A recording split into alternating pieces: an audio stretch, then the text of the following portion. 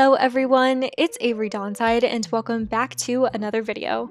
So in honor of how much you guys adored the first video that I made on this topic, which was your zodiac signs as star-stable horses in game, I figured why not continue on with the same topic and move on to your zodiac signs as non-playing characters in star-stable. So I did want to clear one thing up before we get into it.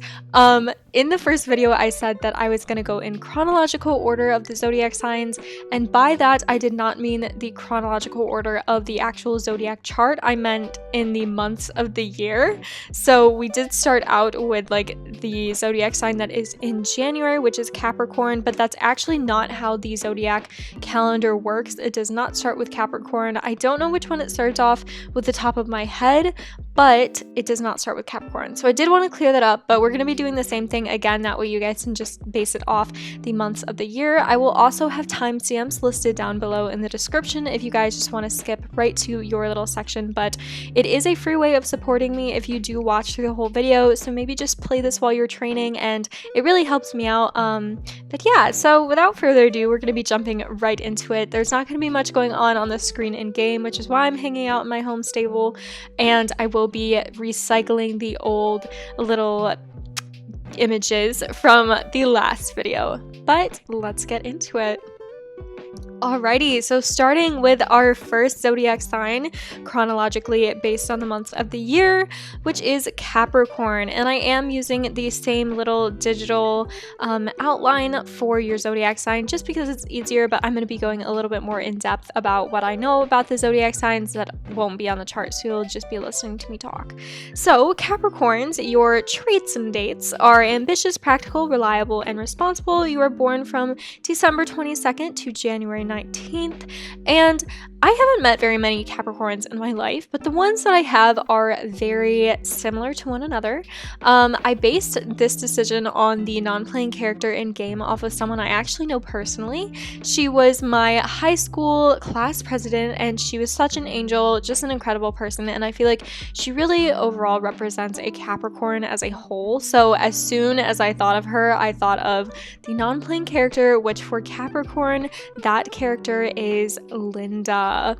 Now, Linda, I just feel like she really fits the whole Capricorn vibe, not only in the way that she dresses, but the things that she stands for.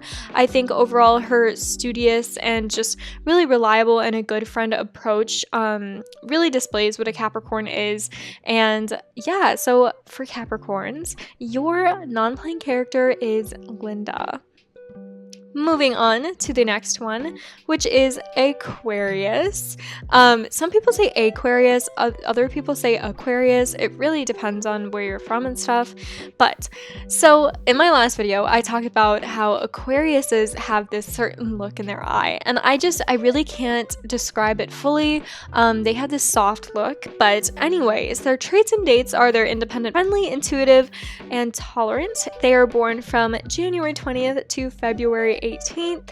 And so anyways, getting back onto my tangent about the Aquarius eyes, I feel like I can really tell who an Aquarius is just based off the softness in their eyes. I don't know if it's just an intuition thing for me, but it makes sense. So I actually leaned back and forth on which non-playing character I wanted this to be, except after I played the quest from this past Wednesday when Fripp returns, I knew exactly who I wanted to have as the Aquarius NPC, and that is none the less than Fripp himself, because Fripp, especially updated Fripp, has that soft look in his eyes. I really cannot describe that any better, but Aquarius, they just have that vibe, and he really matches the colors that I associate with Aquariuses, which is blue and pink and white, and yeah, I just felt like he really matches it, especially he matches the traits. He's independent because in the story quest, spoiler alert, if you haven't already done it, he reveals that he is not a part of Pandoria, and it's this whole thing, and I don't know, he really fits an Aquarius. So you guys got Fripp as your NPC. Moving on, we have Pisces. Now, Pisces was the only one that I knew immediately who I wanted to do for the NPC, especially again after the most recent quest. It just made so much sense in my head. But before we get into it, let's review the traits and dates. Your traits are you're emotional, dreamy, sensitive, and romantic. You are born from February 19th to March 20th, and there's a lot more that goes into Pisces. Pisces are a very complex zodiac sign. I cannot emphasize that enough. There's so many different sides to Pisces and so many different types, but I'm just, again, basing this off my personal experience. This is just my opinion, so please don't take it personally, or please don't take it like I know everything. I'm the end all be all of zodiac signs, because I'm not. This is just for fun. So for Pisces, especially after the Wednesday quest was released, when Fripp returns, I knew that your NPC had to be no other than Anne herself. Now, I say this because, like I said, Pisces have a lot of different sides. Anne has a lot of different sides. Anne is supposed to be this driven, competitive, has this whole life outside of like just who she is as a person, but in the most recent quest, Anne was a little spicy. She was a little sassy, and that really represents Pisces, especially the Pisces that I know in my life. The friend that I was basing this off of was my best friend at the time, and she reminds me so much of Anne, and I'm not talking about 괡ᴜᴜ, but this is in my real life, and she reminds me so much of Anne, and it clicked. It made sense for me, and Anne just, I don't know, she fits it. That's my best description. So, Pisces, you got Anne as your NPC. Moving on to, a lot of you were really happy when I said Aries was one of my particularly favorite signs, although I love you all. Aries, I had a time picking this NPC because one of the closest Aries in my life is my sister, and she is like my best friend. But before we get into the explanation, let's review the traits and dates. Once again, Aries are competitive, driven, energetic, and generous. They are born from March 21st to April 19th, and they're special. They're very unique. They are very, I cannot really describe it in words. I feel like I say that for a lot of these, but Aries give off a very particular vibe, if that makes sense. So it took me a while to really think about who I wanted to represent that, and I came down to the conclusion that the best NPC to represent an Aries was none other than Rania or Rania, however you say it. But I loved these quests with however you say it, Rania, Rania. I personally say Rania, but I know other people say it differently. But I loved these quests. Like, Rania is probably one of my favorite NPCs, and I didn't just put her as the NPC for Aries because I love Aries, but it just matches super duper well. Rania during those quests was very driven, but also energetic and generous, and especially her whole story to go along with the quest was just it matched Aries so well. So that was my best description. There wasn't really a lot to that, but I hope that made sense to you guys. So Aries, your NPC is Rania or Rania. Let me know how you say that down below in the comments. Moving on, we have Taurus, and Taurus was also one of those ones that I actually kind of already had a feeling, but I had to do a little bit more research in who I wanted to do. So before we get into it, we'll review the traits and dates as always. So Aries are hardworking, independent, stubborn, and loyal. They are born from April 20th to May 20th, so exactly 1 month. And when I picture Taurus, this is just something that I get from it. I get very masculine energy, probably because I just connect Tauruses with the earth. I believe they are an earth sign, but don't quote me on that because I'm not 100% sure, like each individual one. I'm not that elite, maybe one day. But I really connect Tauruses with like an earthy, more masculine vibe. And when I say masculine, I'm not saying I associate all men with Tauruses, because obviously gender is fluid and everyone has their masculine and feminine energy regardless of your gender that you identify with. But yeah, so for Taurus, I decided that the best person to represent this NPC was Alex. And I chose Alex because literally I don't know. She just matches the vibe. When I think of a Taurus, I think of exactly like Alex, especially in the quest. Alex is always super hardworking. I feel like she's always the one who's like, yeah, let's do this, let's do that, let's just fight them, let's just kill the druids and stuff like that. So I don't know, it just made a lot of sense in my head. So Taurus, your NPC is Alex. Moving on to Gemini. Gemini's was a hard one for me. I definitely switched it a few times, but with the one that I came up with, I was actually pretty happy. So to review, your traits and dates are you're outgoing, charming, adventurous, and lively. You're born from May 21st to June 20th. And like I said, I really struggled with this one. And I had a few candidates, and I still do in my head, but I wanted to pick one that represented overall who I thought Geminis were most like. And some of you might take this in a unique way, but the SSO NPC for Gemini is none other than the notorious Yidris. And I say that because, well, because I'm pretty sure he has 2 different colored eyes. Don't quote me on that, but I'm almost positive. I cannot tell from this picture. But that just represents the 2 sisters in Gemini. I really thought about it like that. But also, Geminis are known for having 2 sides to themselves. And I feel like Yidris has 2 sides to himself. Again, tying back to the most recent quest regarding Fripp's return, especially in that he really showed his 2 sides of himself when he was like really trustworthy and like, yeah, I'll help you out. But then he stole the box and took it for himself and things kind of went haywire. That really represented a Gemini in some sense. You can take that as the good, the bad, whatever you want to, but I just feel like Yidris really matches a Gemini. He gives me a lot of Gemini energy. So Geminis, you're welcome. You got Yidris, the one and only Yidris. So it's pretty unique if I do say so myself. Let's keep moving on though. The next one is Cancers. Cancers also have a soft spot in my heart.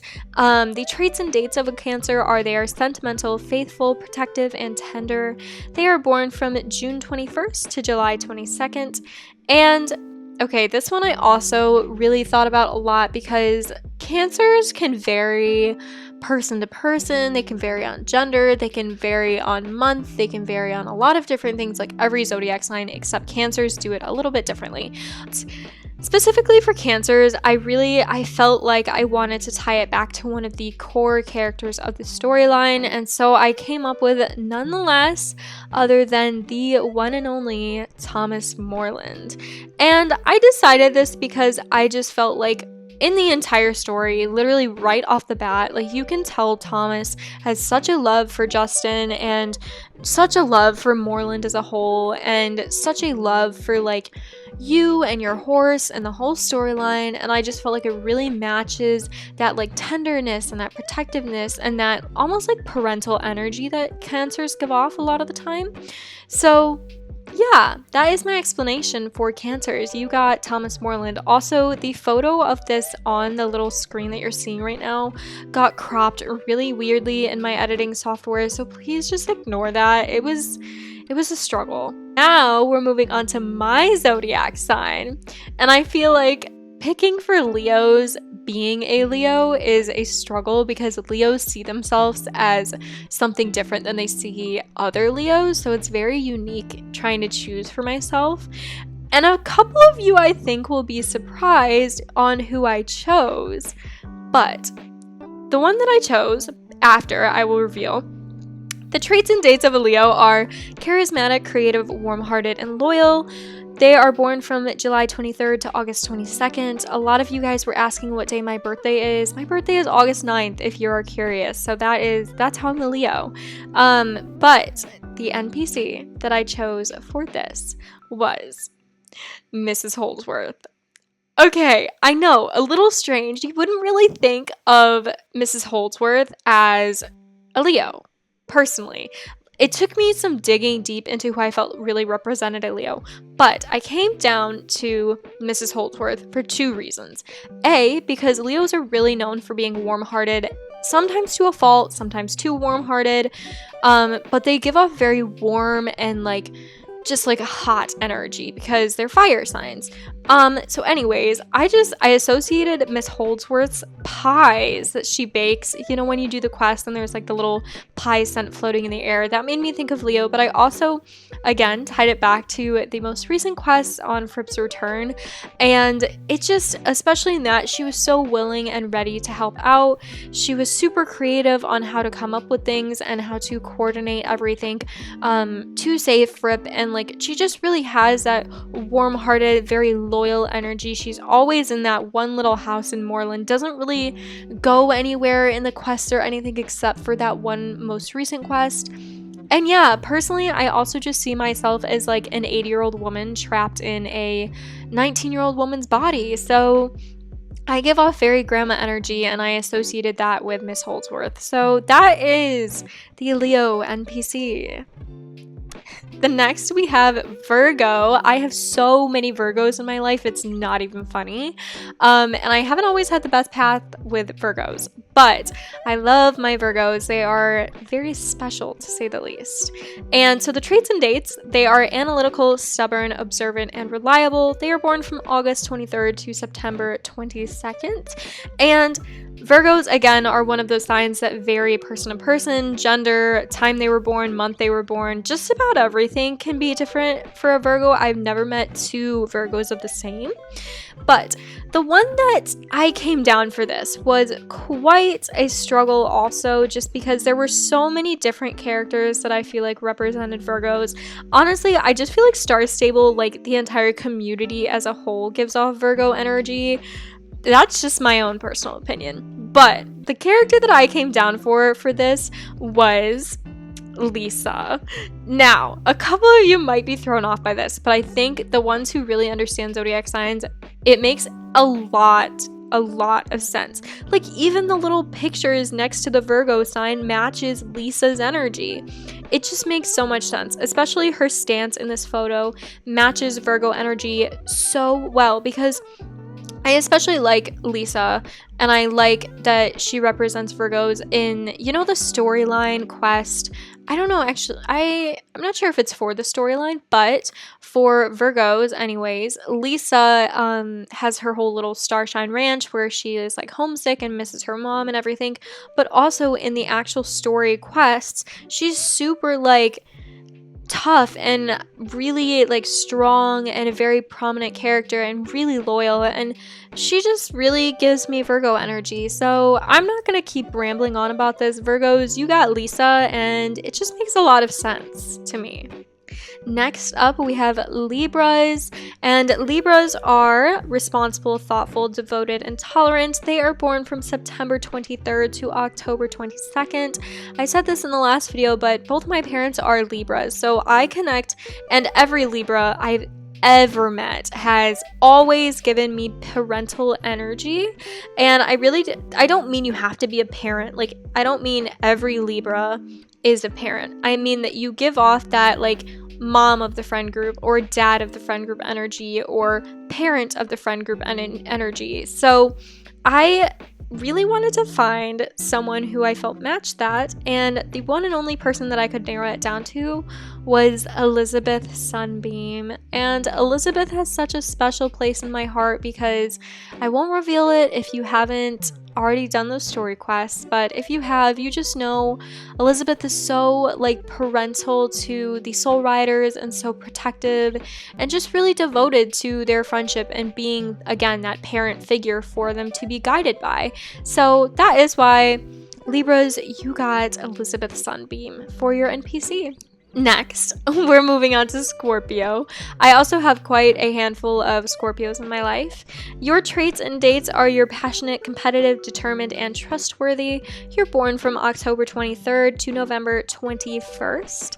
And I struggled with this one. I did. I feel like I always struggle with Scorpios because every Scorpio I met or I have met in the past is extremely different from one another. So it was definitely a challenge to narrow it down.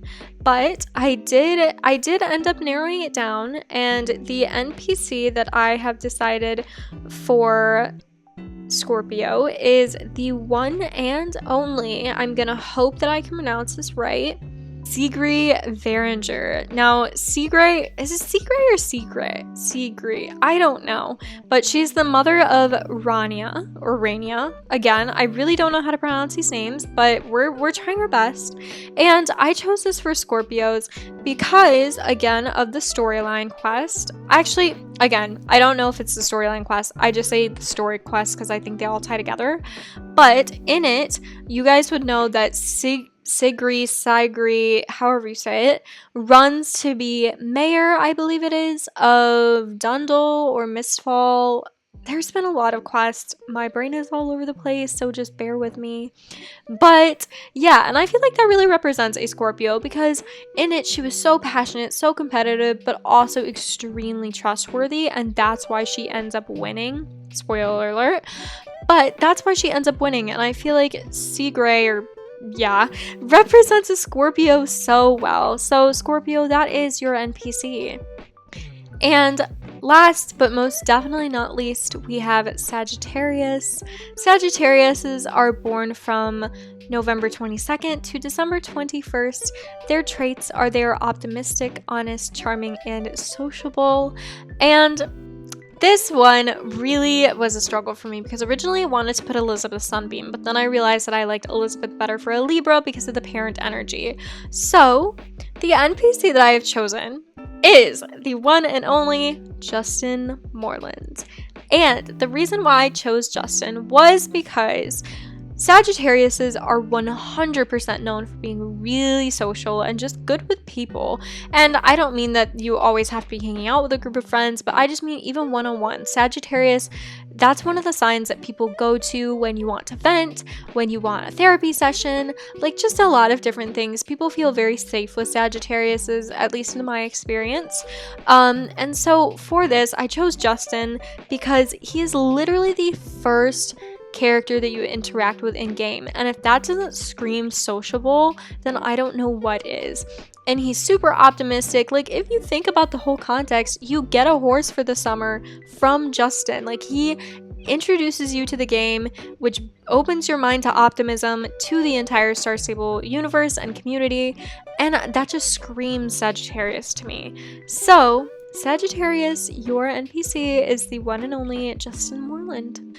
Alright everyone, those were all of the zodiac signs for today. I hope you enjoyed the NPC that you were paired with. Let me know down below in the comments what your sign is. I'm always super curious, and I hope you were able to figure it out from this video if you didn't already know.